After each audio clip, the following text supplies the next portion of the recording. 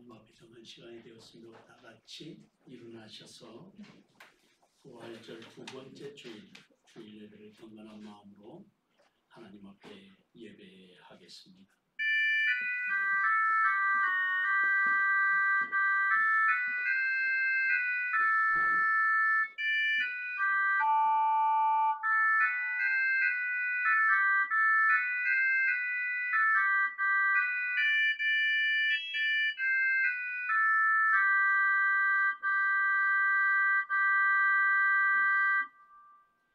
예수께서 이르시되 나는 부활이요 생명이니 나를 믿는 자는 죽어도 살겠고 무릇 살아서 나를 믿는 자는 영원히 죽지 아니하리니 이것을 내가 믿느냐. 하나님은 영이시니 예배하는 자가 영과 진리로 예배할지니라. 아멘. 거룩하시고 자비로우신 아버지 하나님, 복되고 아름다운 날 주의 성산에 올라 예배할 수 있도록 저희들을 부르시고 아버지 앞에 나와 무릎을 연하여 엎드리게 하여 주시니 진심으로 감사를 드리옵나이다. 성령께서 우리의 마음을 재촉하시고 주님 앞에 서서 우리의 삶을 드릴 수 있도록 은총을 더하여 주셨사오니 이 일을 통하여 아버지께는 영광되게 하여 주시고 우리의 삶에는 하늘로부터 공급하신 신령한 은혜와 사랑으로 풍성함을 누리게 하옵소서. 부활절 두 번째 주일 주님 앞에 예배하는 모든 심령들이 기쁘고 즐거운 날, 복된 날 되게 하옵소서. 예배의 시종을 주님께 의뢰하옵고 예수 그리스도의 이름으로 기원하옵나이다. 아멘. 찬송가 170장 찬송하겠습니다.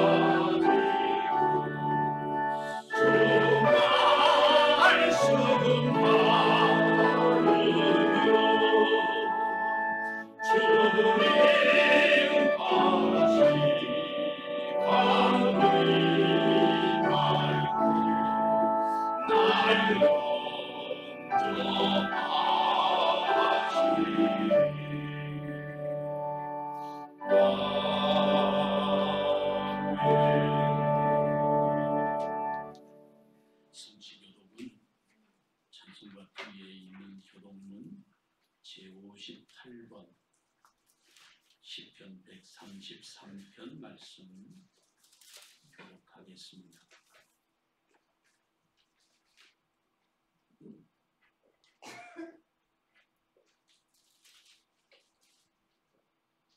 보라, 형제가 연합하여 동거함이 오직 그리스도라고 하는 나오고 머리에 있는 보배로운 기름이 기록하고 다음에 쓰는 금속까지 내려가고 헐몬의 이슬이 시온의 산들에 내림 같도다. 거기서 여호와께서 복을 명하시니 곧 영생이라. 아멘. 지난 1일 동안에 우리의 삶을 돌아보고 하나님 앞에 겸비한 마음으로 자복하고 회개하는 참회의 시간을 갖겠습니다. 함께 동성으로 기도하겠습니다. 사랑하는 주님의 은혜와 사랑을 진심으로 감사드리고 선하신 사랑이 우리 가운데 넘쳐나게 하시고 소망 중에 큰 힘이 없게 하여 주셨사옵니다. 날마다 매 순간마다 아버지의 뜻을 따라 순종하며 생명의 기쁨과 감격이 있어 주님만을 사랑하게 하십니다. 아버지 하나님께만 영광이 되는 진실한 믿음과 사랑으로 서게 하옵소서. 죄인 된 우리를 불쌍히 여기시고 하나님께 영광되게 하옵소서. 여호와께서 그의 종들의 영혼을 속량하시나니 그에게 피하는 자는 다 벌을 받지 아니하리로다. 아멘. 나는 전능하신 아버지 하나님 전지의 창조주를 믿습니다. 나는 그의 유일하신 아들 우리 주 예수 그리스도를 믿습니다. 그는 성령으로 잉태되어 동정녀 마리아에게서 나시고 본디오 빌라도에게 고난을 받아 십자가에 못 박혀 죽으시고 장사된 지 사흘 만에 죽은 자 가운데서 다시 살아나셨으며 하늘에 오르시어 전능하신 아버지 하나님 우편에 앉아 계시다가 거기로부터 살아있는 자와 죽은 자를 심판하러 오십니다. 나는 성령을 믿으며 거룩한 공교회와 성도의 교제와 죄를 용서받는 것과 몸의 부활과 영생을 믿습니다. 아멘. 자리에 앉으셔서 찬송가 252장 찬송하겠습니다.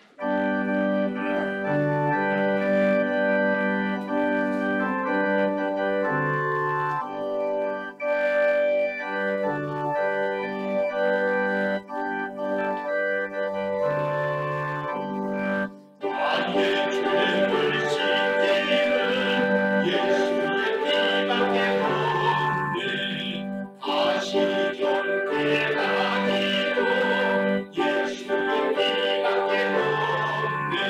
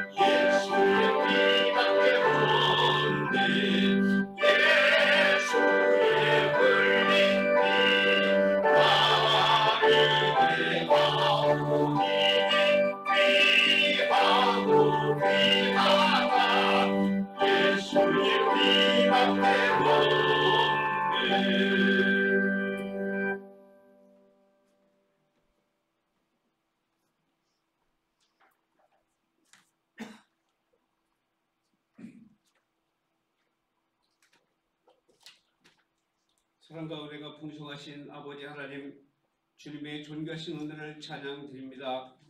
영원히 죽을 수밖에 없는 죄를 다하여 십자가의 모진 고통 받으시고 3일 만에 부활하셔서 잠자는 자들의 첫 열매가 되셨사오니 감사를 드립니다. 오늘은 부활 후 두 번째 주일 아침입니다. 저희들이 부활의 주님을 믿으며 승리하는 생활을 한다고 하지만 돌이켜보면 저희 중심 속에는 아직도 죄의 쓴뿌리들이 남아있어서 비틀거리는 연약한 모습들이 사라지지 않고 있습니다. 이처럼 죄를 이기지 못하는 나약한 믿음을 고백하며 회개하오니 불쌍히 여기시고 용서하여 주옵소서. 생명 되시는 주님, 부활의 주님을 저희 심령 속에 온전히 영접하게 날마다 죄를 이기고 부활의 주님을 온전히 바라보는 삶을 살게 하여 주옵소서. 온 세상의 주권자 되시는 하나님 아버지, 먼저 이 나라를 위해 기도합니다. 정치, 경제, 문화 모든 면에서 어지러운 세상을 살아가고 있습니다. 대통령을 비롯하여 모든 공직자들이 하나님을 두려워하고 공법이 물과 같이 정의가 강물같이 흐르는 이 나라가 되게 하여 주옵소서. 대한민국이 다시 일어나게 하시고 현재의 난국을 잘 돌파할 수 있도록 은총을 베풀어 주시옵소서. 무엇보다도 나라에서 결정하는 정책들이 진정 나라와 국민을 위한 정책들이 될 수 있도록 주님께서 모든 과정과 절차를 친히 주정하여 주시길 원합니다. 또한 코로나19에 대응하는 손길에 함께해 주시고 모든 것이 정상으로 회복되게 하옵소서. 저 북녘 땅에도 하나님의 참의 손길을 구합니다. 공산체에서 자유가 없던 채 하루하루를 살아가는 북녘 동포들의 기도를 들으시고 속히 이 땅이 통일되게 하여 주옵소서. 성도님들의 가정을 위해 기도합니다. 주의 사랑하시는 성도님들 가정을 하나하나 기억하시고 사업의 터전과 직장을 붙들어 주시고 건강도 지켜주시며 가정들마다 평강의 은혜를 허락하여 주옵소서. 자녀들마다 푸르고 똑똑한 감람나무 같게 하시고 행복의 열매를 절실하게 하옵소서. 교회를 위하여 기도합니다. 부활의 주를 만난 자들이 그 기쁨 전하기에 주저하지 않았듯이 저희 세용교회도 주님 증거하기에 주저하지 않는 교회 되게 하시고 늘 깨어 기도함으로 성령의 기사와 이적이 주의 이름으로 나타나는 교회 되게 하여 주옵소서. 주님의 몸된 교회가 기도와 말씀으로 무장되게 하셔서 예수 그리스도의 이름으로 승리하게 하시고 주님의 사랑과 목자의 마음으로 세상을 사랑하고 섬기게 하옵소서. 살아계신 하나님, 예배하는 이 시간 세우신 목사님의 입술을 통하여 생명의 말씀이라는 제목의 하나님의 음성을 듣게 하시니 감사드립니다. 말씀을 교환하신 목사님 성령으로 충만케 하시고 영육간에 강건케 하셔서 담대하게 하나님의 말씀을 선포하게 하옵소서. 말씀을 듣는 저희들에게 주님을 뜨겁게 사랑하는 마음을 주시고 어떠한 환경과 역경 속에서도 능히 이곳은 반석 같은 믿음을 허락하여 주옵소서. 또한 목사님께 보여하신 하나님의 뜻이 꼭 이루어지게 하옵소서. 주님께 감사와 찬양과 영광을 올려드리며 예수 그리스도의 이름으로 기도하였습니다. 아멘.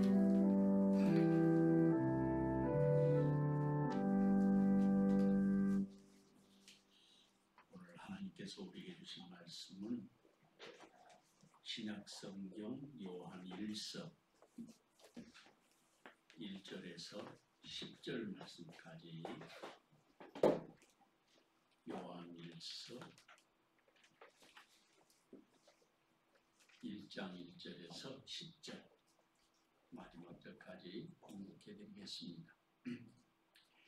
태초부터 있는 생명의 말씀에 관하여는 우리가 들은 바요 눈으로 본 바요 자세히 보고 우리의 손으로 만진 바라. 이 생명이 나타내신 바 된지라.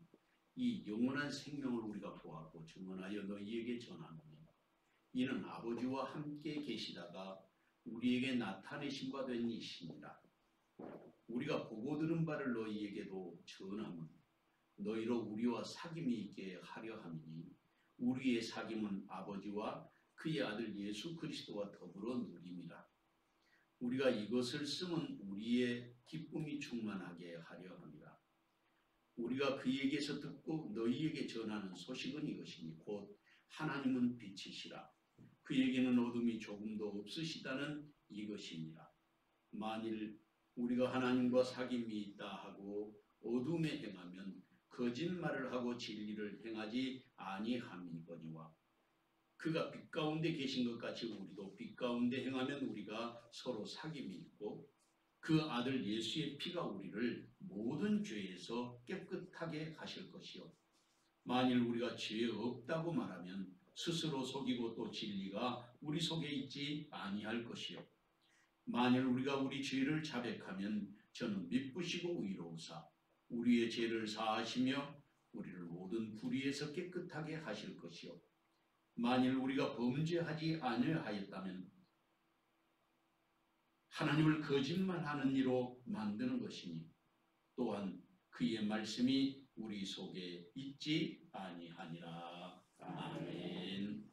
시간이 지이자 나와서 우리 찬양하겠습니다.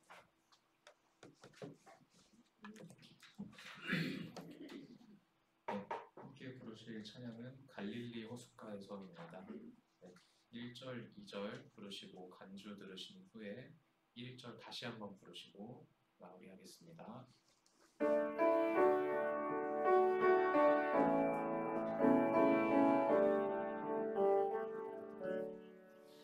갈릴리 바닷가에서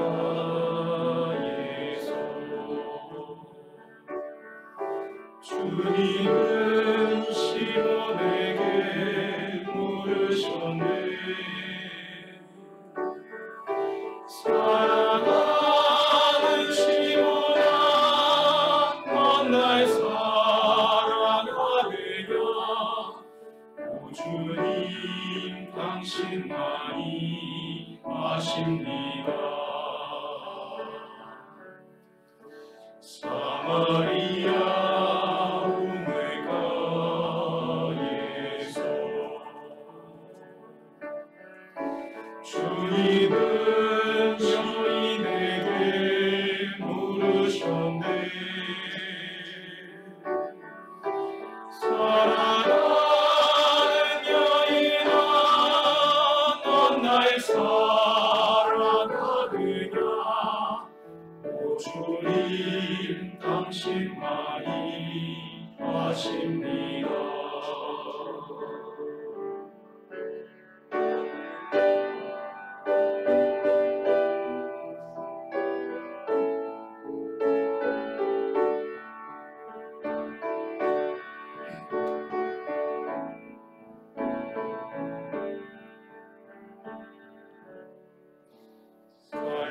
갈릴리 바닷가에서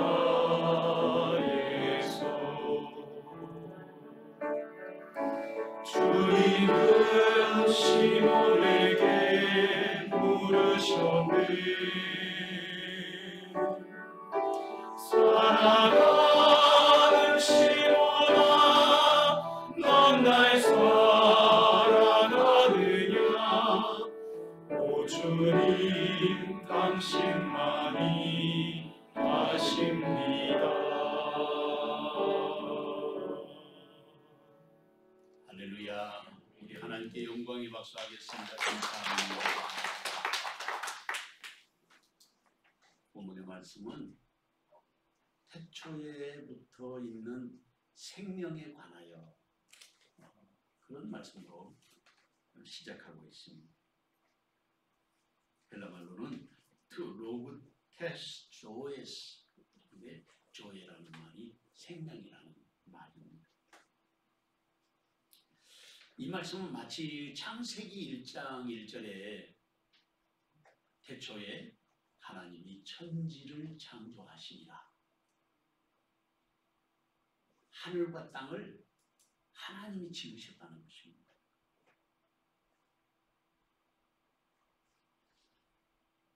그리고 요한복음의 1장을 보면 태초에 말씀이 계시니라.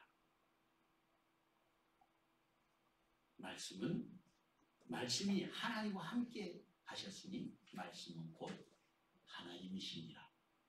그렇게 말하고 있습니다. 여기서 말씀은 로고스인데 기록되어 있는 문자적인 의미를 넘어서는 우리가 상상할 수도 없는 그런 하나님의 존재를 말씀이라는 단어에다가 담아놓은 것입니다.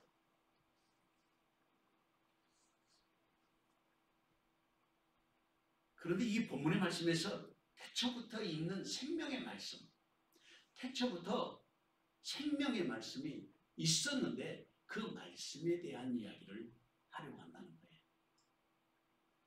그래서 제가 인터넷으로 생명이란 무엇인가 찾아봤어요. 그랬더니 요즘에 세계적인 학자 또 노벨 생리의학상을 2001년에 받은 분이 계십니다. 그분이 이름이 폴 러스라고 하는 사람인데 그분이 책을 생명이란 무엇인가 하고 5장으로 챕터를 나눠서 기록해놨어요. 책의 내용은 뭐냐면 세포가 생명의 기본 단위의 구성 요소라고 말하고 있는데 유전자는 그 세포 속에 있는 가장 중요하고 핵심적인 요소라고 합니다. 근데 이거를 1953년에 프랜시스 크릭이라고 하는 사람과 제임스 왓슨 등에 의해서 발견하게 했는데 그것이 DNA의 나선형으로 구조가 되어 있는 이중적으로 이렇게 여러분 그 그림 보셨죠? 사다리 같이 생긴 거. 그것이 세포 속에 들어있는 아주 작은 유전자라고 하는 DNA라고 하는 것이 밝혀지게 됐습니다. 근데 더 놀라운 사실은 그 조그마한 그 세포 조직 속에 있는 DNA에 우리의 모든 신체 구조와 우리의 모든 성격까지도 그 속에 다 프로그램이 됐다는 거예요.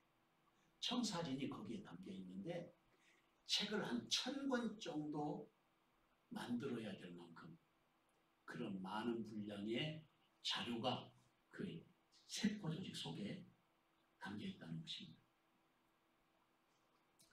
물론 그 책에 나와 있는 여러 가지 내용 중에 다윈의 진화론에 대한 것도 이야기하고 있는데 사실은 자연 선택을 통한 진화의 개념을 설명하고 있어요. 이분이 1859년에 종의 기원을 찰스 다윈이 만들어냈는데 이것이 현대인들에게 있어서는 가장 강력하게 영향을 미치고 있고 지금도 초등학교, 중학교, 고등학교, 대학교 심지어는 자연과학의 모든 분야에서까지도 이 종의 기원의 이론을 받아들이고 있습니다.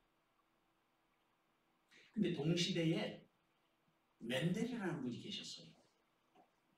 우성의 법칙을 그분이 발견해내서 열성과 우성에 대한 이야기를 하셨는데 그것이 유전자의 법칙에 있어서는 정말 정확하게 하나님의 질서를 설명하는 말씀이기도 합니다.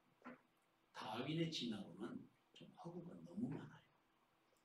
그러니까 사다리로 하면 사다리가 이렇게 쭉 나 있는데 중간에 올라가서 밟고 올라갈 수 있는 계단이 너무 많이 없어요. 증명할 수 없는 것들이 다윈의 진화론이에요.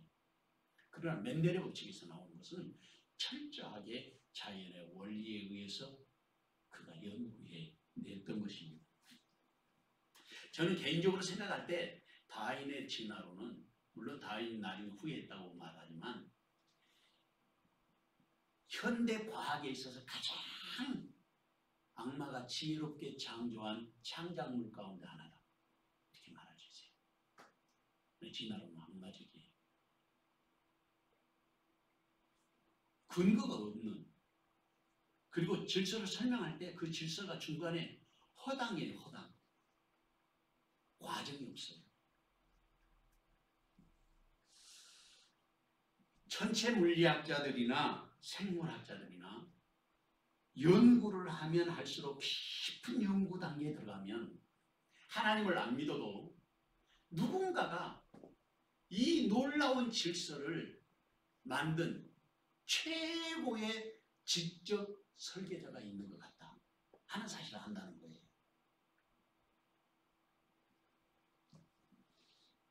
근데 성경은 그것을 이미 말씀하고 있거든요.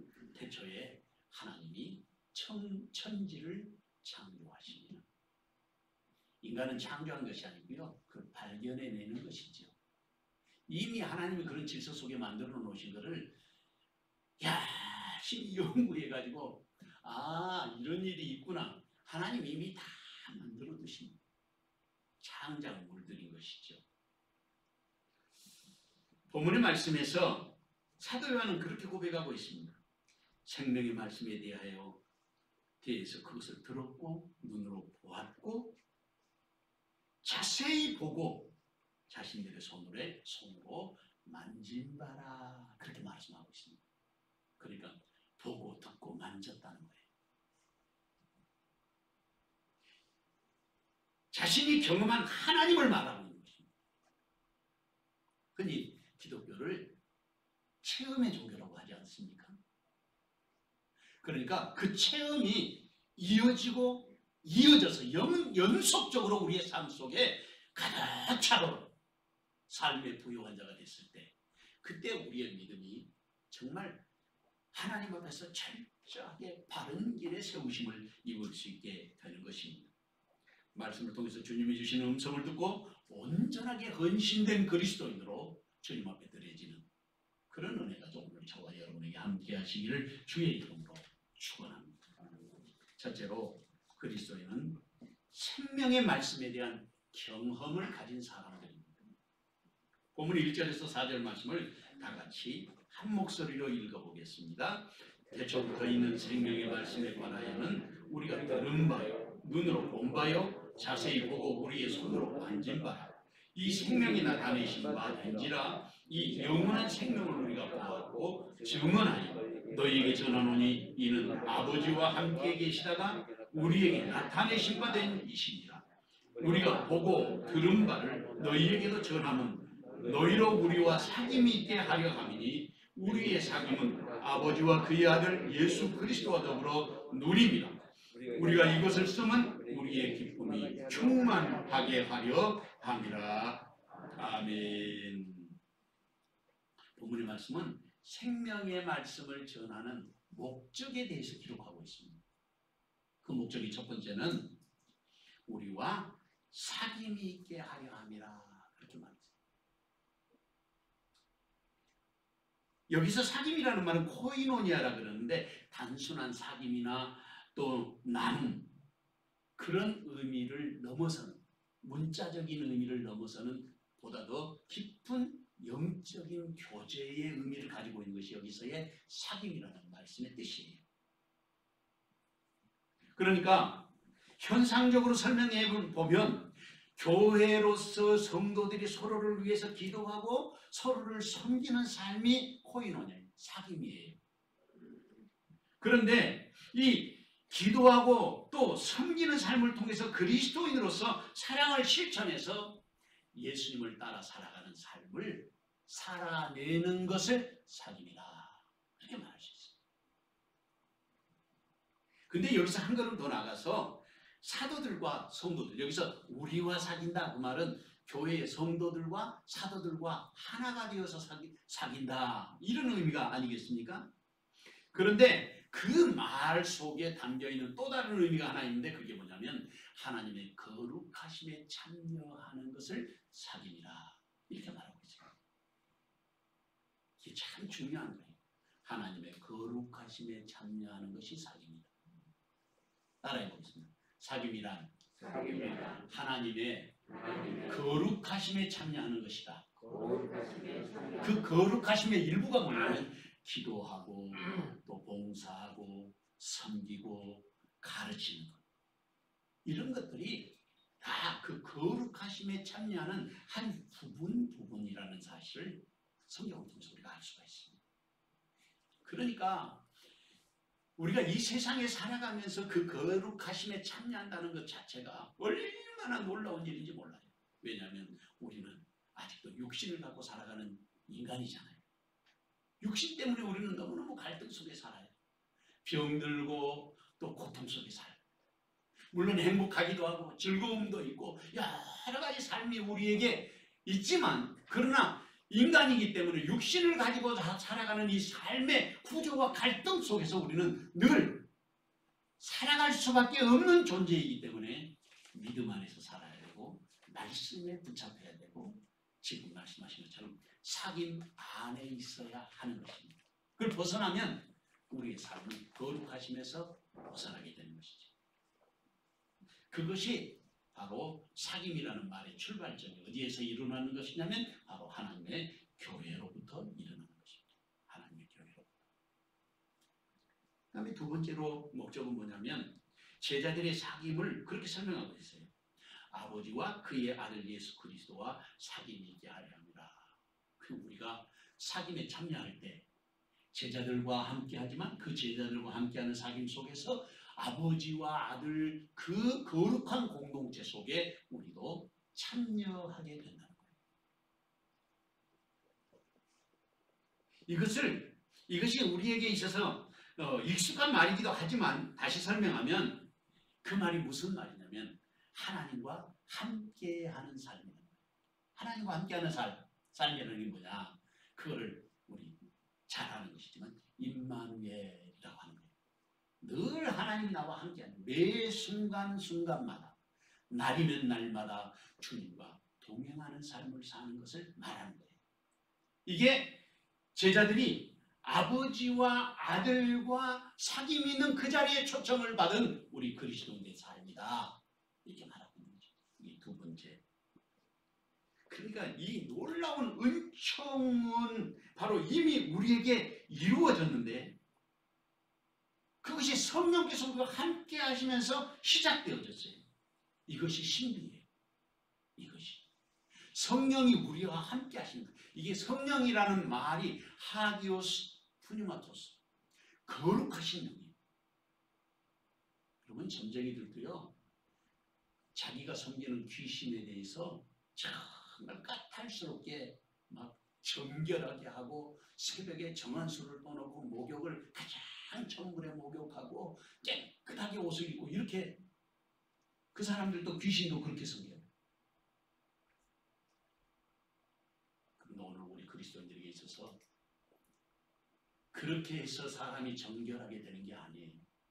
정결하게 되는 가장 중요한 통로, 오직 한 길만 우리를 정결하게 하실 수 있는데 그게 뭐냐면 바로 예수 그리스도의 보혈로만 우리를 깨끗함을 받는 거예요. 예수님의 피로. 그거 외에는 없어요. 세 번째로는 우리의 사귐은 아버지와 그의 아들 예수 그리스도와 더불어 누림이라 그래서 오늘 본문에. 그러니까 그냥 우리가 예를 들어 자동차를 사가지고 집에다가 가만히 자동차 차고에다 넣어놓으면 그게 누리는 게 아니잖아요. 차를 몰고 다니고 이용하고 그것을 통해서 유익을 얻고 하는 것이 누리는 거잖아요. 그것이 누리는 거예요. 마찬가지로 우리가 하나님 안에서 아버지와 아들과 성령에 의해서 우리가 거룩함에 참여하고 난 다음에 우리의 삶에 참된 위로와 자유가 있어야 되는 거예요. 그것이 누림이에요. 누림. 여기에 본문의 말씀을 아주 제가 여러 가지 번역서를 이렇게 살펴보니까 공동 번역에서는 나눔이라고 설명해 놨어요. 새 번역에서는 사귐입니다, 이렇게 번역해 놨어요. 또 킹 제임스 흥정역에 보니까 그리스도와 함께하는 것이라고 해놨습니다. 그러니까 여기서 사용하고 있는 사귐이라는 단어가 다른 게 아니고 번역을 보니까 메타라고 하는 단어를 이렇게 번역해 놨는데 본질적인 의미는 뭐냐면 하나님이 주신 은총을 우리가 누리면서 살아가는 부요함과 풍부함 속에 살아야 한다, 그런 말합니다. 그러니까 다 가슴 속에 주님의 은혜와 사랑이 차고 넘쳐야 되는 거죠. 찬송하고 기도하고 감사하고 그것을 말하는 거예요. 그 시작이 사도 요한에게 있어서 지금까지 자신의 눈으로 보고 그리고 듣고 만진 바 되었다고 하는 체험적인 신앙을 여기서 지금 말하고 있는 것입니다. 여기서 생명이 나타내신 바 되었다 그렇게 말하고 있는데 이 말씀이 중요합니다. 어미 변화로 인해서 에파네로테라고 하는 단어인데 감추어져 있던 것이 분명하게 드러났다 그렇게 말하는 것입니다. 그러니까 이 감추어졌던 것이 분명하게 드러났다는 말은 뭘 말하느냐면 예수 그리스도의 오심의 사건. 그러니까 예수님이 세상에서 공생애를 사시고 그 다음에 고난을 받아 십자가에 달려 돌아가시고 그리고 예수님께서 죽으셔서 사흘 만에 부활하시고 그리고 예수님이 승천하셔서 우리에게 약속하신 게 있죠. 내가 다시 온다. 왜 다시 오는 것입니까? 내가 가서 아버지 집에 너희 있을 곳을 예비하고 나면 요한복음 14장 1절부터 나오는 말씀인데 내가 너희도 나 있는 곳에 있게 하리라고 했어요. 그래서 우리를 예수님이 예수 믿게 하시는 거예요. 우리를 예수님을 믿게 하시는 목적이 뭐냐면 예수님이 계시는 그곳에 우리를 데리고 가게 하기 위해서 예수 믿게 하시는 거예요. 그런데 문제는 이 땅에 사시는 동안에 우리의 삶 속에서 우리가 갈등 속에 살지 않습니까? 육신을 가지고 살기 때문에 하나님 우리를 그렇게 만드신 것이 잘못 만드신 것이 아니라고 하는 사실을 요즘에 제가 많이 깨달았어요. 왜냐하면 우리가 늘 갈등 속에 살아요. 좋은 일만 있는 게 아니라 슬픈 일도 있고 괴로운 일도 있고 그리고 부딪히고 충돌하고 이렇게 살아가요. 그런데 그때마다 우리가 마음속에서 믿음으로 이것을 극복해 나갈 때마다 하나님 그것이 우리에게 상급이 되는 거죠. 아이고 너 잘한다. 그래 그렇게 하는 거야. 그때마다 하늘의 상급이 쌓이는 거예요. 거룩함의 초대를 받는 거예요. 그게. 그래서 우리를 이 세상에 두신 거예요. 그리고 그렇게 거룩함에 대한 싸움을 잘 싸워나가는 마지막 순간까지 우리가 삶에서 이길 때 주님 앞에 가서 우리의 모든 삶에 대한 축복과 상금이 그때 주어지는 거예요. 그래서 여기 뭐라고 말씀하시냐면 4절에 보면 사도 요한은 그렇게 말하고 있습니다. 우리가 이것을 쓰는 것은 쓰면 우리의 기쁨이 충만하게 하려 합니다. 우리의 기쁨이 충만하게 하려 합니다. 요한일서 5장 10절에 11절 말씀에 보면 하나님의 아들을 믿는 자는 자기 안에 증거가 있고 하나님을 믿지 아니하는 자는 하나님을 거짓말하는 자로 만드나니 이는 하나님께서 그 아들에 대하여 증언하신 증거를 믿지 아니하였습니다. 또 증거는 이것이니 하나님이 우리에게 영생을 주신 것과 이 생명이 그 아들 안에 있는 그것이니라 그렇게 말씀하셨습니다. 사랑하는 성도 여러분, 주님은 우리가 주님과 동행하는 임마누엘의 사람 되기를 원하십니다. 성령은 우리가 그렇게 이끌어 가시는 것입니다. 우리를 누가 하나님의 거룩한 교제로 부르심을 받은 사람입니까? 누가 아버지의 영광의 부르심에 화답하는 사람이 되어야 하겠습니까? 누가 그 감춰졌던 계시가 드러나는 빛의 현장에 있어야 하겠습니까? 그 자리에 주님은 지금 저와 여러분이 서 있기를 원하시는 것입니다. 이 귀한 정의시간 저와 여러분에게 함께 하시기를 주님의 이름으로 축원합니다. 둘째로 그리스도인들은 빛 가운데 행하는 사람들입니다. 본문 5절에서 7절 말씀을 다 같이 한 목소리로 읽어보겠습니다. 우리가 그에게서 듣고 너희에게 전하는 소식은 이것이니 곧 하나님은 빛이시라. 그에게는 어둠이 조금도 없으시다는 것입니다. 만일 우리가 하나님과 사귐이 있다 하고 어둠에 행하면 거짓말을 하고 진리를 행하지 아니함이거든요. 그가 빛 가운데 계신 것 같이 우리도 빛 가운데 행하면 우리가 서로 사귐이 있고 그 아들 예수의 피가 우리를 모든 죄에서 깨끗하게 하실 것이요. 아멘. 사도 요한은 그렇게 말하고 있습니다. 우리가 그에게서 듣고 너에게 전하는 소식은 이것이니 곧 하나님은 빛이시라. 빛이라. 예수님이 전해진 소식에 대해서 말씀하고 있습니다. 그것은 하나님이 빛이시라는 거예요. 여기서 하나님이 빛이시라는 말씀은 무엇을 의미하는 거겠습니까? 여기 하나님이 빛이시다. 헬라말로는 호, 데우스 포스, 에스틴 그런데 에스틴은 비동사예요. 빛이시다. 포스라는 것이 빛이라는 건데 문자적으로는 빛, 광채 그런 뜻이에요. 그런데 비유적으로는 이 빛이라고 하는 말의 의미가 단어 그 속에 있는 의미를 훨씬 넘어서는 것이죠. 그래서 여기서 나오는 포스라는 단어, 생명의 빛으로서의 그 자체를 말하는 것입니다. 그리고 그 빛이라는 게 구원이나 행복이나 풍성함 이런 것을 의미하는 것입니다. 또 빛이라고 할 때 일반적으로 비유적으로는 사람이 성공한 사람, 또 나라와 민족을 위해서 정말 대단한 헌신을 하는 사람들, 민족의 태양 뭐 이런 거 말하잖아요. 그런 거죠. 상징적으로 비유적으로 그런 사람을 빛이라고 말하기도 합니다. 요한복음 1장 4절에 보면 그 안에 생명이 있었으니 이 생명은 사람들의 빛이라 그렇게 말했는데, 우리가 마태복음 17장, 마가복음 9장의 말씀을 보면 예수님께서 변화산에 올라가셨어요. 그런데 그때 예수님의 모습이 변화되셨다고 그랬잖아요. 예수님의 모습이 변화되셨는데 그 얼굴에 광채가 나는 광채. 그리고 옷이 휘어져서 세탁하는 사람, 빨래하는 사람이 그것보다 더 이게 할 수 없을 만큼 희게 되었다고 그랬습니다.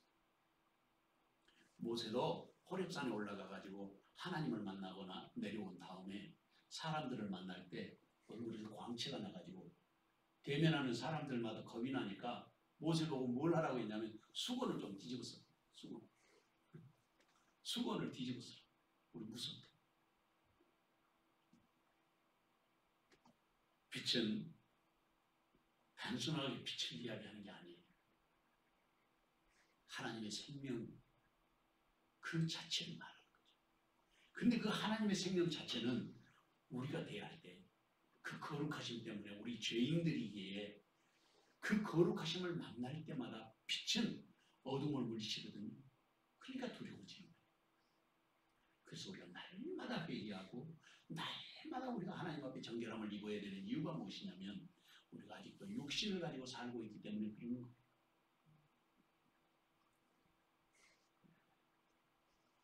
그러니까 생명이 바로 우리를 지으신 하나님으로부터 온 것이라고 말씀한 것입니다. 생명의 근원 되시는 분이 하나님이시기 때문에 하나님이 빛이라 그렇게 말한 것이지, 빛이 하나님 자체라고 하는 게 아니에요. 빛이 하나님의 속성을 말하는 거예요. 하나님의 절대적 속성, 그걸 말하는 것이에요. 그것뿐만 아니라 오늘 본문의 말씀에서도 그에게는 어둠이 조금도 없으신다. 어둠이 없다는 거예요. 그에게는. 이게 빛의 속성이죠. 하나님의 절대적 속성. 그러니까 빛에 대해서 반대되는 나라가 어둠인데 이것을 스코티아라고 해요. 비유적으로는 숨김이나 은밀한 것들 이런 것들을 말합니다. 세상 자체를 그래서 성경은 어둠이라고 말합니다. 세상. 우리가 어둠인 거예요. 세상이라는 게 단순하게 세상을 말하는 게 아니라 오늘 이 세상에 살아가는 우리 모두가 다 어둠 속에 있는 세상이라는 말이에요. 어둠 속에 있어요.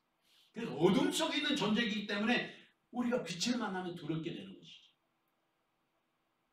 빛이 비춰지면 어둠이 사라진다는 말은 빛에 의해서 어둠의 사망 선고를 말하는 것 아니겠습니까? 그렇기 때문에 두려워하는 거예요. 그런데 놀라운 것은 하나님 그 빛에 우리를 초대하시는, 그 거룩하심에 초대하시는 그 자리가 생명의 자리예요. 어둠은 은밀성을 나타내는 것인데 빛을 이해하지도 못하고, 그리고 어둠은 빛에 대해서 저항할 수도 없어요. 언젠가도 그런 이야기를 말씀을 드린 적이 있는데, 요즘에는 뭐 전기가 잘 들어오니까 뭐 홈시어터 해가지고 핸드폰으로 냉장고나 텔레비전이나 또 뭐 공기청하기라든지 모든 것이 조절이 가능하죠. 밖에서. 차도 핸드폰에 보면 블루투스로 이게 해가지고 시동도 하고 핸드폰으로 다 조절이 돼요. 요즘에는. 참 놀라운 것인데 어렸을 때 전기가 안 들어오니까 집집마다 다 호롱불이 다 있었어요. 6.25 사변 끝나고 북한에서 남쪽으로 전기를 안 보내주니까 저희 고향은 전라남도 순천인데 그 옆에 보성에 보성강 발전소가 하나 있었어요. 등량이라는 곳. 근데 거기서 나는 전기가 그 다 감당이 안 되니까 아침이면 전기가 나가요. 그리고 저녁이 되면 또 들어오고 일반선하고 특선하고 있어가지고 전기값도 달라요. 그러니까 그 전기를 아끼려고 나중에 제가 초등학교 한 5학년이나 돼가지고 전기가 들어온 것 같아요. 그 전기가 너무 귀하니까 벽을 구멍을 뚫어가지고 중간에다가 그 백열등 하나 딱 켜놓고 양쪽에서 보고 쓰고 살았죠. 그런 걸 요즘 사람들이 어떻게 이해가 되겠어요? 전기에 대해서 이해가 없으니까요. 저희 그 큰 고모 할머니가 계셨어요. 키가 조그만하신데 고모 할머니가 담배를 이렇게 피우셨어요. 할머니가. 근데 담배 불을 붙이려고 그 전두구에다가 이렇게 붙이는 거예요. 그게 불이 붙는 게 아닌데 그만큼 이해가 안 됐던 거예요. 그게 불과 얼마 안 됐어요. 우리가 살아가는 시대가 호랑이 담배 피던 시절 뭐 이야기하지만 그거는 바로 우리가 살던 이 가까운 시대에 그렇게 살았어요. 성냥불을 밤이 캄캄해지면 방에 들어갈 때 성냥불을 문 앞에 딱 두거든요. 호롱불 켜려고. 불 붙이면 방안이 환해집니다. 잘못해가지고 불이 팍 꺼지면 바로 어두워져요. 빛이 없으면 바로 캄캄해져요. 지금도 우리가 말씀을 떠나면 우리는 바로 캄캄해지는 것입니다. 어둠이 지배하는 세상. 그런데 성경은 뭐라고 말씀하시냐면 그 얘기는 어둠이 조금도 없으십니다. 어둠이 없다.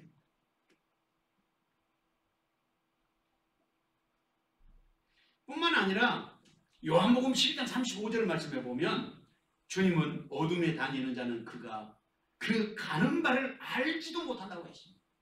세상의 지혜로는 하나님을 알 수가 없는 거예요. 그러니까 어둠이니까. 세상의 지혜로는 하나님을 알 수가 없어요. 세상은 어둠이니까. 성경은 그걸 말씀하고 있어요. 이어서 6절 이하의 말씀을 보면 만일 우리가 하나님과 사귐이 있다 하고 어둠에 행하면 거짓말을 하고 진리를 행하지 아니함이거든요. 그가 빛 가운데 계신 것 같이 우리도 빛 가운데 행하면 우리가 서로 사귐이 있고 그 아들 예수의 피가 우리를 모든 죄에서 깨끗하게 하실 것이라고 말씀하고 있습니다. 어둠에 행하지 않으려면 어떻게 해야 되겠습니까? 여기 아주 신비로운 말씀이 감춰져 있는데 그것은 하나님과 사귐이 있다고 하면서 어둠에 행하면 거짓말을 하는 거라는 거예요. 아무리 좋은 말을 해요.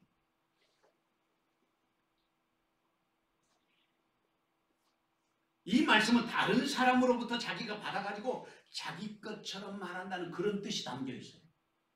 그래서 이게 요한복음 8장 44절 말씀에 보면 마귀에 대해서 이야기하고 있는데 너희는 너희 아비 마귀에게서 났으니 너희 아비의 욕심대로 너희도 행하고자 하느니라.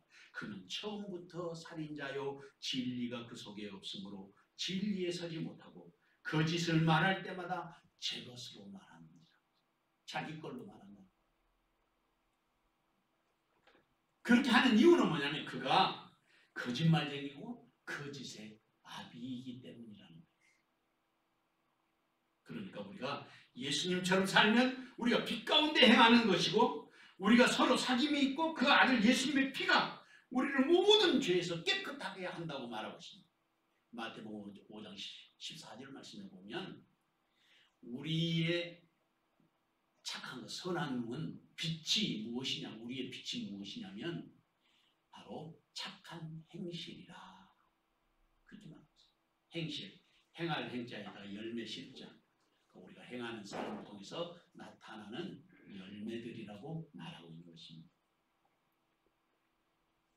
그러니까 예수님처럼 우리가 살아가고 또 우리가 빛 가운데 행하는 것이 바로 하나님과 사귐이 있고 예수님의 피가 우리를 깨끗하게, 우리 죄에서 깨끗하게 하신다는데 여기서 반드시 지적하고 넘어가야 될 것이 있습니다. 그것은 뭐냐면 우리는 다 죄인이라는 사실이에요. 예수님을 믿는 믿음으로 인해서 우리가 예수님의 보혈로 죄 없다 하심을 받는 거예요. 죄인인데 예수님의 보혈로 우리가 죄 없다 하심을 받는다는 거예요. 그것을 칭의라, 신학적으로 그렇게 말하죠. 요한 3서 1장 4절에 보면 내가 내 자녀들이 진리 안에서 행한다함을 듣는 것보다 더 기쁜 일이 없도다. 진리 안에서 행한다는 말보다 더 기쁜 일이 없다고 말씀하고 있습니다. 사랑하는 성도 여러분, 주님은 우리가 빛 가운데 행하는 사람 되기를 원하십니다. 다시 세상으로 돌아가는 것이 아니라 주님이 원하시는 빛의 사람으로 살기를 원하십니다. 누가 구원의 통로가 되어야 하겠습니까? 누가 행복을 공급하는 사람 되어야 하겠습니까? 누가 주님의 보혈로 깨끗함을 입어서 하나님과 사귐이 있는 사람이 되어야 하겠습니까? 그 자리에 주님은 지금 저와 여러분을 부르고 계시는 것입니다. 이 귀하는 종이 시간 저와 여러분에게 함께 하시기를 주님의 이름으로 축원합니다. 셋째로, 그리스도인은 스스로 죄를 자백하는 사람들입니다. 본문 8절에서 10절 말씀을 다 같이 한 목소리로 읽어보겠습니다. 만일 우리가 죄 없다고 말하면 스스로 속이고 또 진리가 우리 속에 있지 아니할 것이요, 만일 우리가 우리 죄를 자백하면 그는 미쁘시고 의로우사 우리 죄를 사하시며 우리는 모든 불의에서 깨끗하게 하실 것이요, 만일 우리가 범죄하지 아니하였다면 하나님을 거짓말하는 이로 만드는 것이니 또한 그의 말씀이 우리 속에 있지 아니하니라. 아멘. 본문의 말씀을 셋으로 나눠서 설명할 수 있습니다. 첫째는 우리가 만일 죄 없다고 말하면 스스로 속이고 또 진리가 우리 속에 있지 아니할 것이라고 말하고 있습니다. 여기서 우리가 어떤 존재인지를 가르쳐 주는데 그것은 우리가 죄 없는 사람이 아니라는 거예요. 우리는 다 죄인이다 하는 걸 가르쳐 줍니다. 좀 더 쉽게 말하면 우리 모두 죄인이라고 가르쳐 주고 있습니다.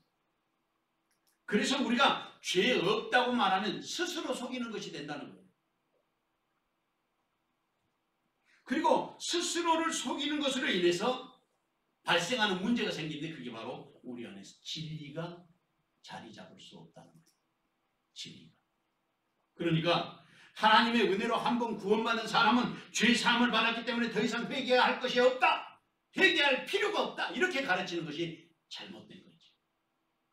왜냐하면 그러면 우리는 거룩한 모양으로 주님처럼 변화되어 있어야 되는 거예요. 육신을 입은 사람이 아니라 영화의 몸을 입은 사람이 되어야 되는데 아직 우리는 그렇게 안 됐잖아요. 지난주에 제가 설명드렸죠. 구원은 3단계가 있다고. 첫 번째는 하나님의 절대적인 은혜, 전적인 하나님의 은혜로 구원을 받아요. 그 하나님의 은혜의 그게 정말 그것은 세상에 무엇으로도 바꿀 수 없는 소중하고 값진 일이 바로 구원받은 거예요. 그런데 거기서 한 걸음 더 나가서 이것은 하나님의 나라의 상급과 관계가 있다고 저는 생각이 들어요. 요즘에 이제 성경을 읽다가 그런 생각이 들었어요. 야, 내가 참 목사가 돼가지고 이게 세상에서 내가 사업을 해서 돈을 벌었으면 여러 가지 내가 하고 싶은 거 마음대로 했을 텐데, 그런 생각이 불쑥 드는데 어떤 생각이냐면 성경에 보니까 의인을 대접하면 의인의 상을 받고 선지자를 대접하면 선지자 상을 받는다 그러니까 내가 목사님을 대접해서 그냥 평신도로 살면 내가 목사님 상급을 나도 받는 거 아닌가? 얼마나 쉬워요. 그런 생각이 들었어요. 이게 뭐 하나님이 주신 생각은 아닌 것 같은 생각은 들지만 제가 인간적으로 그런 생각이 들더라고요. 그런데 일단은 우리가 세상을 살아가면서 그 구원의 두 번째 단계는 뭐냐면 세상을 살아내는 거예요. 영적인 싸움을 싸워나가는 거예요. 그리고 거기서 우리가 날마다 성령의 도우심을 받아서 큰 것이든지 작은 것이든지 영적 싸움에서 승리하는 거예요. 다시 말하면 믿음으로 살고 말씀으로 살고 복음 안에서 회복되어지는 걸 말하는 거예요. 절망하고 좌절하고 우리가 늘 슬픔 가운데 살아가지만 그 절망도 극복하고 좌절도 극복하고 슬픔도 극복하고 그것을 이겨나갈 때마다 하나님이 우리를 복 주시는데 그것이 바로 영적으로 성화의 과정을 살아간다. 샌티피케이션 두 번째 단계. 언제까지 살아야 되냐? 주님 오실 때까지. 그래서 주님 오실 때까지 살아내는 우리의 영적인 삶의 싸움의 삶에서 우리가 늘 이겨나가잖아요. 그래서 하나님이 우리를 세상에 오래 살면 영적인 삶이 길어질 거 아니겠어요? 싸움이 길어져서 거기서 승리하고 또 승리하고 날마다 삶에서 말씀으로 살고 예배하고 기도하고 봉사하고 섬기고 하는 그 삶이 길어지면 길어질수록 하늘의 상급도 많아질 것이다. 요즘에 깨달은 게 그게. 그래서 우리가 땅에서 오래 사는 것이 복된 이유가 바로 거기 있다. 성경에 설명은 없지만 제가 깨달은 거예요. 오래 살 때 복이 되는 이유가 그거예요. 믿음으로 살아갈 때. 아버지가 하나님이 우리를 보실 때 우리는 뭐 나이가 들어가고 또 세월이 지나가지고 백발이 되어가고 그러면 뭐 늙어지는 것 같지만 하나님 앞에서는요. 그래서 다 순간순간 우리는 다 어린아이보다도 더 연약한 존재에 불과해요. 그러지 않겠죠. 아버지가 보실 세 번째 단계의 구원은 바로 주님과 같이 되는 게 부활하신 주님과 같이 그때 진짜 시험도 없고 슬픔도 고통도 눈물도 질고도 없는 사망이 왕노라 알 수 없는 그 자리에 그때 우리가 들어가는 거예요. 그걸 글로리파 영화의 몸 이게 세 번째 단계의 구원이에요. 그러니까 우리가 잘못된 이론이나 신앙관 이런 것들을 필터링을 잘 해야 돼. 성경을 잘 읽어야 돼. 우리가 성경 말씀 우리가 분명하게 하나님의 자녀인 것은 틀림없는 사실이지만 우리의 삶이 육신의 영향을 받고 있다는 사실을 잊으면 안 되는 거예요. 그래서 주님이 가르쳐 주신 기도, 주기도문에 시험에 들지 않게 하옵소서 그렇게 주님이 기도를 가르쳐 주는 이유와 목적이 바로 거기에 있는 거예요. 늘 시험에 드니까. 다시 말하면 구원을 받아도 죄를 지을 수 있다는 거예요. 구원 받은 사람. 이것을 부인하면 오늘 이 성경을 부인하는 길이에요. 바울 사도가 고린도전서 15장 31절에서 그렇게 말하고 있어요. 형제들아 내가 그리스도 예수 우리 주 안에서 가진 바 너희에 대한 나의 자랑을 두고 단언하노니 나는 날마다 죽노라. 아니 구원받은 사람이 왜 날마다 죽어요? 죽기는 한 번만 죽으면 됐지. 그것은 바울 사도의 인간 이해가 확실하게 되어 있다는 사실을 알 수 있어요. 바울 사도의 인간 이해, 자신에 대한 우리의 그 모습 그게 뭐냐? 우리는 육신에 살고 있기 때문에 늘 갈등과 번민과 그 고통 속에서 사니까 그래서 날마다 안 죽으면 이게 날마다 내가 살아나. 그러면 하나님을 알 수가 없어요. 내가 죽어야 내 안에 예수가 사는데. 그러니까 바울 사도가 이렇게 말하는 거예요. 나는 날마다 죽노라. 형제들아 내가 그리스도 예수 우리 주 안에서 가진 바 너희에 대한 나의 자랑을 두고 말하노니. 자랑이래 그게 날마다 죽는 것이 자랑이다. 날마다 죽는 것이. 그게 그리스도인의 길이 아니겠습니까? 왜 바울 사도가 구원받은 사도 중에 사도이면서도 자신의 자랑이 날마다 죽노라고 고백하는 것이겠습니까? 그것은 우리가 틀림없이 구원받은 하나님의 사람임에도 불구하고 주님이 다시 오실 때까지 우리는 아직 육에 속한 삶을 살아내야 되기 때문입니다. 그 다음에 두 번째 단계로는 죄의 용서는 우리가 우리 죄를 자백할 때만 이루어지는 것입니다. 그래서 9절 이하의 말씀을 보면 만일 우리가 우리 죄를 자백하면 저는 미쁘시고 의로우사 우리를 용서해 주신다고 그랬어요. 미쁘시고 의로우사. 미쁘시다는 말은 믿으실만 하다고 하는 그런 말의 고어예요. 미쁘시다, 믿다는 말이 아니고 믿을 만한 분이다 하는 말을 좀 더 무게 있게 사용한 단어가 여기 미쁘시다 그렇게 쓰고 있어요. 그래서 우리 죄를 사하시면서 우리를 모든 불의에서 깨끗하게 하신다니, 모든 불의에서 깨끗하게. 뭐 어떤 것은 빼놓고 하고 어떤 것은 넣어가지고 하는 것이 아니라 모든 불의에서 우리를 깨끗하게 하실 것이라고 말하고 있습니다. 세 번째로는 우리가 범죄하지 아니하였다고 한다면 하나님을 거짓말하는 분으로 만든다는 거예요. 그의 말씀이 우리 속에 있지 아니하니라 그렇게 말하고 있어요. 여기에서 그의 말씀이라는 말씀은 복음을 말하는 것인데 복음을 받아들이지 않는 것이라는 말입니다. 그리고 복음을 받아들이지 않는 사람은 결국 하나님과 사귐이 없는 사람이에요. 거룩함에 참여하지 않는 사람이라는 거예요.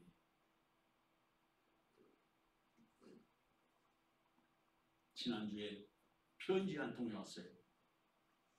뜯어보지도 않고 제가 버렸습니다만 이렇게 딱 보니까 박옥수 혹시 아세요? 그분이 보낸 편지.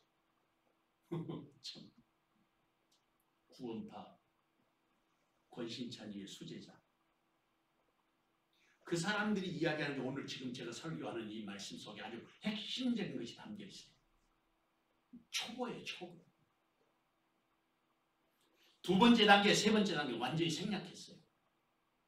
그러면 성도들이 사망의 구덩이에서 헤매게 되는 거예요. 첫 번째 단계, 그게 그 말이 맞아요. 그 말은. 그러나 거기에 머물러 있으면 안 되는 거죠. 우리가 성도로서 하나님과 사귐이 있는 그리스도인으로서 해야 될 역할도 우리가 분명하게 알아야 되는 거예요. 세상에 살아가면서. 그 사실을 지적한 말씀이 오늘 본문의 내용이에요. 그 말씀을 지적한 말씀입니다. 아인슈타인 박사를 모르는 분은 없을 것입니다. 별들이 빛나는 어느 날 밤에 프린스턴 대학의 그 교수로 계실 때에 프린스턴 거리를 이렇게 걷는데 하늘을 계속 쳐다보면서 이분이 명상을 했어요. 그리고는 한숨을 내쉬면서 이 아인슈타인이 그런 말을 했다고 합니다. 어쨌든 원자가 저 하늘을 파괴하지는 못해. 제가 오늘 말씀을 준비하면서요 그런 생각이 들었어요. 하나님은 이미 그렇게 자세하게 인간을 만들어 두셨는데 과학자들이 10년, 20년 연구해가지고 간신히 발견해가지고 대단한 것을 발견한 것처럼 막 사람들에게 알리고 그리고 사람들이 그 공로에 오늘날 세계에서 최고로 좋은 상, 노벨상을 주지 않습니까? 인간 세포 안에 아까 DNA라고 하는 것을 제가 설명드렸는데 디옥시리보핵산이라고 하는 것인데 그것이 DNA가 그것이 우리의 유전자를 형성하고 있다는 거예요. 그런데 그 DNA 안에 있는 아주 마지막 그 단계에 있는 것을 U라고 한답니다. U. 영어로도 U, 당신 뭐 그런 뜻이겠지만 그게 아니라 그 자체를 U라고 합니다. 그 세포를. 근데 지금 인류 전체 인구가 전 세계 인구가 약 지금 70억을 넘어섰잖아요. 제가 어렸을 때 초등학교, 중학교 다닐 때 세계 인구가 뭐 20억, 25억 뭐 이랬는데 30억 넘어가더니 벌써 지금 70억이 됐어요. 근데 이 70억 인구의 전체의 설계도 그러니까 U를 다 합쳐서 딱 하나로 만들면 그 크기가 어느 정도 되는지 아세요? 아스피린 한 알 정도면 70억 인구의 U DNA 유전자를 아스피린 한 알에다가 딱 집어넣거든요. 이건 하나님이 말씀하신 게 아니고 과학자들이 한 말이에요. 과학자. 너무 놀랍지 않습니까? 그 신비하고 놀라운 어마어마한 프로젝트를 하나님이 그 아스피린 한 알 정도 된 속에다가 다 집어넣어가지고 이 70억 인구를 온 세상에 펼쳐놓은 거예요. 제가 이걸 보면서 이야 우리 하나님 진짜 멋쟁이 하나님 정말 놀랍고도 놀라운 일들을 하나님이 펼쳐놓으셨구나. 그 아스피린 하나 정도 된 그 속에 머리카락은 어떻게 생기고 눈썹은 어떻게 생기고 코는 이렇게 쏙 들어가고 볼록하게 나오고 광대뼈는 어떻게 생기고 이게 다 그 속에 들어있는 거예요. 이게 70억 인구의 모든 유전자의 청사진이 그렇게 됩니다. 우리 교회 청사진도 있거든요. 시방사라고 그러는데 그게 여기 관리사무소에 가면 25년 전에 거기에 뒀어요. 시방. 우리 교회 요것만 해도 요만큼 두꺼워요. 건물이. 근데 70억 인구 전체의 설계도가 요만한 아스피린알 하나 다 들어가요. 별로 안 놀라시는. 정말 신기하고 놀랍잖아요. 말씀을 준비하면서요. 그것을 생각하니까 정말 하나님 멋쟁이 하나님. 너무너무 신비한 하나님. 잠언 29장 26절 말씀해 보니까 주권자에게 은혜를 구하는 자는 많으나 사람의 일의 작정은 여호와께로 말미암느니라. 하나님 앞에 은혜를 구한 사람은 많지만 사람들의 일의 작정은 하나님으로부터 온다는 거예요. 이걸 우리가 꼭 기억해야 될 것 같아요. 하나님이 하신. 사랑하는 성도 여러분, 주님은 우리가 언제나 자신이 죄인임을 알고 스스로 죄를 고백하며 하나님의 거룩하심에 참여하는 사람 되기를 원하십니다. 누가 자신의 죄를 고백하여 진리 안에 사는 사람이 되어야 하겠습니까? 누가 죄 용서함을 받아서 모든 불의에서 깨끗함을 받아야 할 사람입니까? 누가 복음으로 하나님과 사귐이 있는 이 시대에 거룩함에 참여하는 참믿음의 사람이 되어야 하겠습니까? 그 자리에 주님은 지금 저와 여러분을 부르고 계시는 것입니다. 이 귀한 정의 시간 저와 여러분에게 함께 하시기를 주님의 이름으로 축원합니다. 사랑하는 주님, 주의 은혜와 사랑을 감사합니다. 오늘도 말씀 속에 감춰져 있는 지혜를 깨닫게 하여 주시고 아버지의 음성을 듣게 하여 주셨사오니 우리의 신앙의 깊이가 더해지게 하시고 넓이가 더해지게 하시고 그 높이를 더하셔서 하나님을 아는 지혜가 풍성하게 하옵소서. 예수님의 이름으로 기도하옵나이다. 아멘. 찬송가 545 찬송하겠습니다.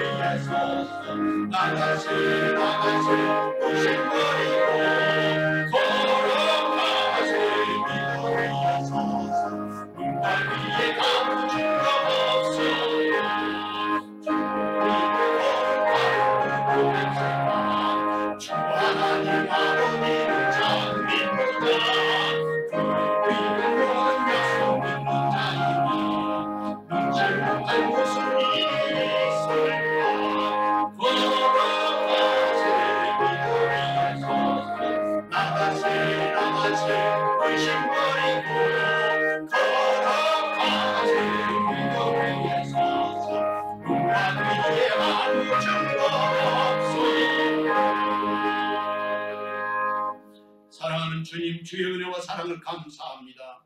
오늘도 살아 역사하시는 주님의 손에 우리의 삶을 맡기고 아버지 하나님의 음성 듣게 하여 주시니 감사합니다. 생명의 말씀이 우리의 가슴 속에 살아있어서 우리의 삶을 지배하고 날마다 매 순간마다 아버지의 도우시는 참된 사랑 가운데서 믿음으로 승리하는 저희들이 되게 하옵소서. 코로나19로 어려움 당하는 모든 성도들을 지켜주시고 온 세상의 백성들을 불쌍히 여겨주셔서 이제는 주님 용서하시고 문을 닫아 코로나가 종식되게 하옵소서. 주신 은혜를 감사하여 귀한 예물을 드렸습니다. 10의 하나와 감사의 예물과 성경금, 건축원금, 주일원금과 또한 작정하여 드리는 모든 낙헌 예물들을 두 손들어 축복하오니 하늘로부터 강복하사 아버지의 영광 되게 하시고 땅에 사는 우리의 삶에 기름지고 윤택하며 풍성하게 하사 30배, 60배, 100배의 결실을 얻게 하옵소서. 우리의 자녀손들을 축복하오니 주님께서 복되게 하여 주시고 아버지의 사랑과 은혜가 넘쳐나게 하옵소서. 예수님의 이름으로 기도하옵나이다. 아멘. 교회 소식 전해드리겠습니다.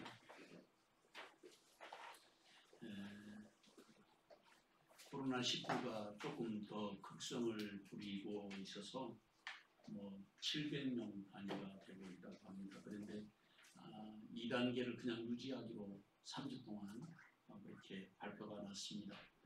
여러분들 손 씻기 잘 하시고 그리고 마스크 꼭 하고 다니시고 하나님께서 우리를 지키시기 줄로 믿습니다. 건강하게 다니시기를 바랍니다. 그 외의 다른 사항들은 여러분들 유튜브를 참조해 주시면 감사하겠습니다. 우리 찬송가 1장 다 일어나셔서 찬송가 1장 보고 축도를 마치겠습니다.